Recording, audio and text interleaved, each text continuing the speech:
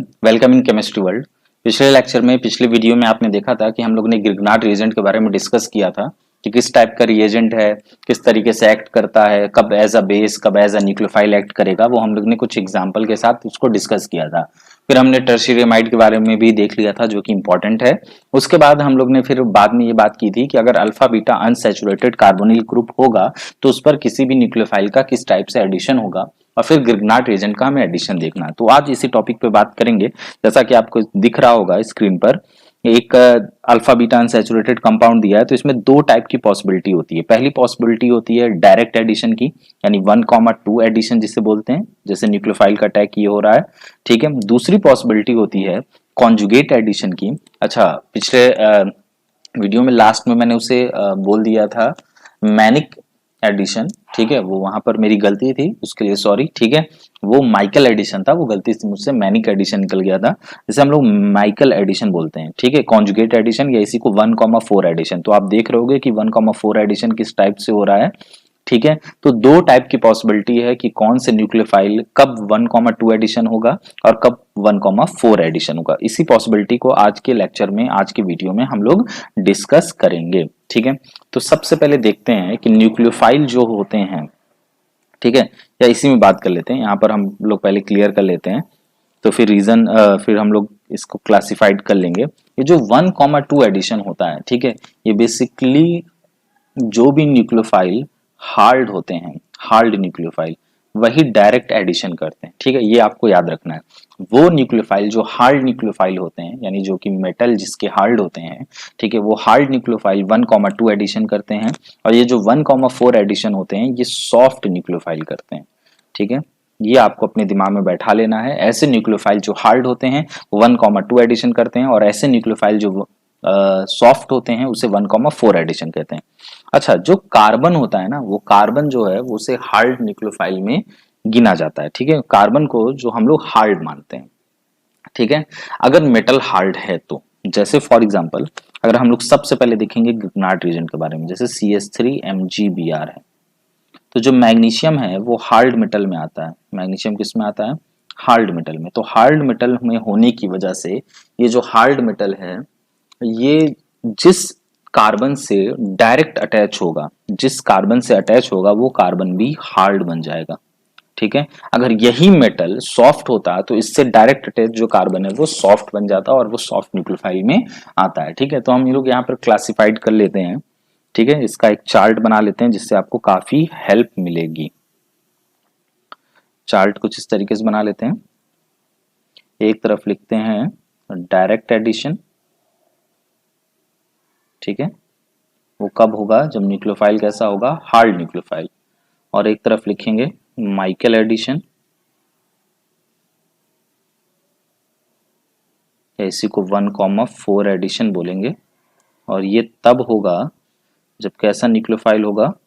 Soft nucleophile होगा। ठीक है, तो एक एक करके लिख लेंगे। इसमें आइए, जो गिलमान रिएजेंट होता है, गिलमान रिएजेंट के बारे में आप जानते होंगे, कॉपर। ठीक है, डाई मिथाइल कॉपर लगा हुआ और उसके बाद लिथियम लगा होगा, ये गिलमान रिएजेंट कहलाता है। ये सॉफ्ट में आता है, तो इससे मालूम ये चला गिलमान रिएजेंट,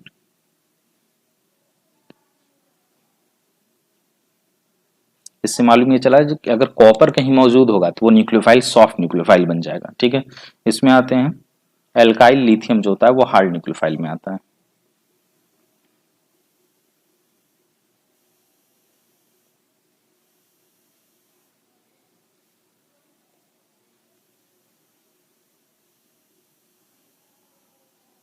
और फिर देखते हैं सेकंड RMgX, जैसे ग्रिग्नार्ड रिएजेंट है और उसके साथ आपने कॉपर मिला दिया। मैंने क्या कहा? कॉपर अगर मौजूद होगा, ठीक है, तो वो किस में आएगा? आपका सॉफ्ट न्यूक्लियोफाइल में आएगा। और केवल ग्रिग्नार्ड रिएजेंट है वो आपका हार्ड न्यूक्लियोफाइल में आता है, RMgX। तीसरा है सोडियम एंड लिक्विड अमोनिया, ठीक है, ये भी किस में आएगा? सॉफ्ट न्यूक्लियोफाइल में। इसमें अगर देखा जाए सोडियम बोरोहाइड्राइड ले लें और लिथियम एल्युमिनियम हाइड्राइड ले लें, ये सब आपके हार्ड न्यूक्लियोफाइल में आते हैं। और सॉफ्ट न्यूक्लियोफाइल में कौन कौन आता है, इसे लिख लेते हैं। साइनाइड है, अगर पोटेशियम साइनाइड या सोडियम साइनाइड यानी आयनिक वाला होगा तो, ठीक है। और इनोलेट आयन जो होते हैं, इनोलेट आयन, ठीक है, ये भी किस में आते हैं, आपके सॉफ्ट न्यूक्लियोफाइल में आते हैं। CH2 minus C double bond O OR and C double bond OR, ये आपका इनोलेट आयन हो गया। तो इनोलेट आयन जो होता है वो भी सॉफ्ट न्यूक्लियोफाइल में आता है। तो यहाँ पर हमने क्लियर कर दिया कि हार्ड न्यूक्लियोफाइल कौन कौन से हैं और सॉफ्ट न्यूक्लियोफाइल कौन कौन से हैं। आपको दिमाग में क्या रखना है, अगर हार्ड न्यूक्लियोफाइल होगा तो डायरेक्ट एडिशन कराना है यानी 1,2 वाला, और अगर सॉफ्ट न्यूक्लियोफाइल है तो आपको 1,4 यानी माइकल एडिशन कराना है, यानी कॉन्जुगेट एडिशन कराना है।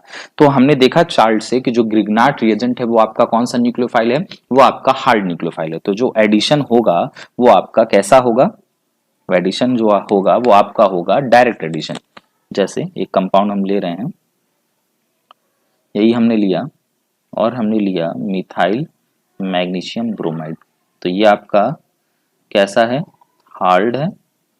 तो ये कैसा एडिशन करेगा, 1,2 एडिशन करेगा, यानी ये बॉन्ड ऐसे ब्रेक हुआ, यहाँ पर निगेटिव, यहाँ पर पॉजिटिव, निगेटिव पॉजिटिव, निगेटिव वाला पॉजिटिव पर अटैक कर जाएगा। फाइनली ये कुछ इस तरीके से OMgBr एंड इसके साथ लग गया आपका मिथाइल, ठीक है। तो फर्दर जो भी आपको कराना है हाइड्रोलिसिस वगैरह वो आगे की बात है, ठीक है, समझ में आई बात, ठीक। लेकिन अगर इसी क्वेश्चन को हम कुछ इस तरह से कर देते हैं,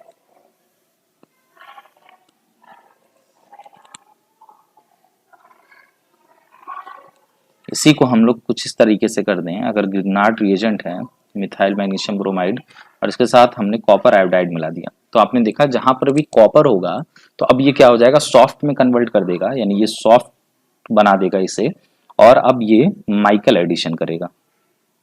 माइकल एडिशन का मतलब ही है 1,4, ठीक है, यानी ये कुछ बॉन्ड इस तरीके से ब्रेक होगा, ये पाई बॉन्ड इधर गया, ये यहाँ जाएगा, ठीक है। तो जो मिथाइल है ये फर्दर यहाँ अटैक करेगा, तो फाइनली आपका प्रोडक्ट बन जाएगा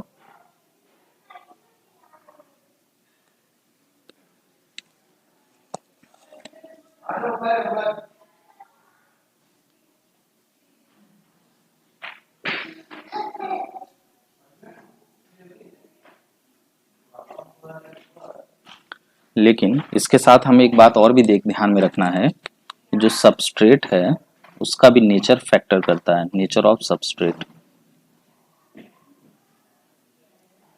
सबस्ट्रेट का नेचर।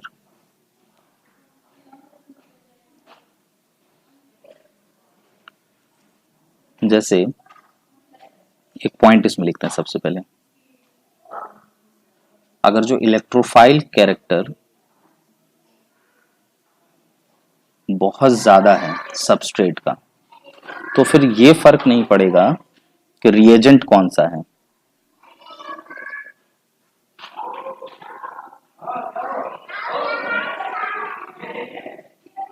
तो ये फर्क नहीं पड़ेगा कि रिएजेंट कैसा है। अगर इलेक्ट्रोफाइल कैरेक्टर बहुत ज्यादा है, ठीक है, हार्ड न्यूक्लियोफाइल है कि फिर सॉफ्ट न्यूक्लियोफाइल है, तब हमेशा वो प्रिफर्ड करेगा डायरेक्ट एडिशन को ही, डायरेक्ट एडिशन इज प्रीफर्ड, ठीक है, ये आपको ध्यान में रखना है। अगर सबस्ट्रेट का कैरेक्टर इलेक्ट्रोफिलिक नेचर बहुत ज्यादा है, ठीक है, तो वो हमेशा ध्यान में रखना है कि वहां पर हमेशा डायरेक्ट एडिशन होगा, यानी 1,2 एडिशन होगा, तब वहां पर हम हार्ड न्यूक्लियोफाइल और सॉफ्ट न्यूक्लियोफाइल का फर्क नहीं देखेंगे। जैसे एक एग्जाम्पल से बात करें, एक ये है कंपाउंड और दूसरा कंपाउंड हमने लिया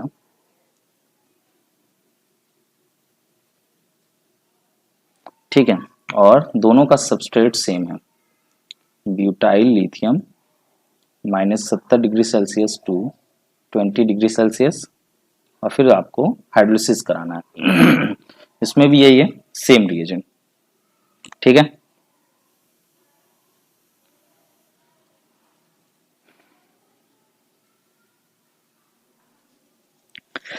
तो आप यहाँ देख रहे हैं जो एल्काइल लिथियम है वो कैसा न्यूक्लियोफाइल है, वो हार्ड न्यूक्लियोफाइल में आता है।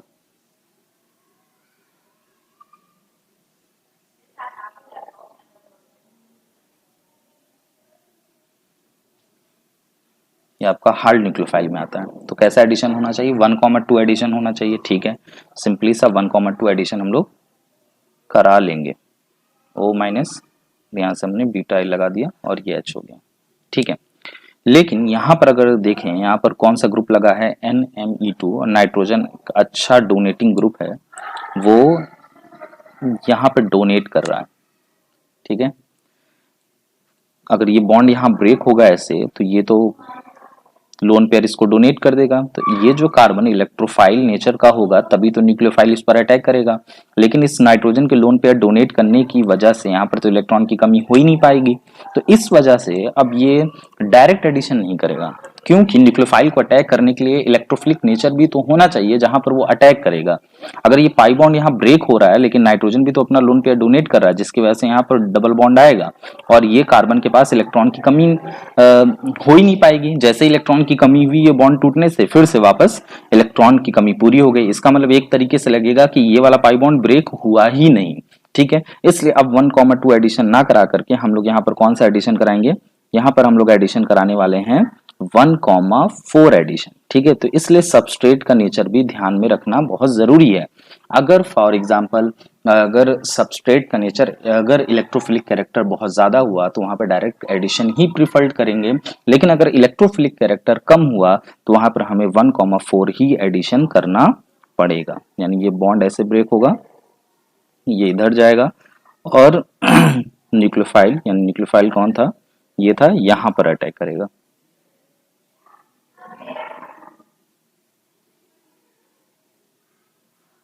यहाँ पर ब्यूटाइल, यहाँ पर पाई बॉन्ड लगाया NME2, ठीक है।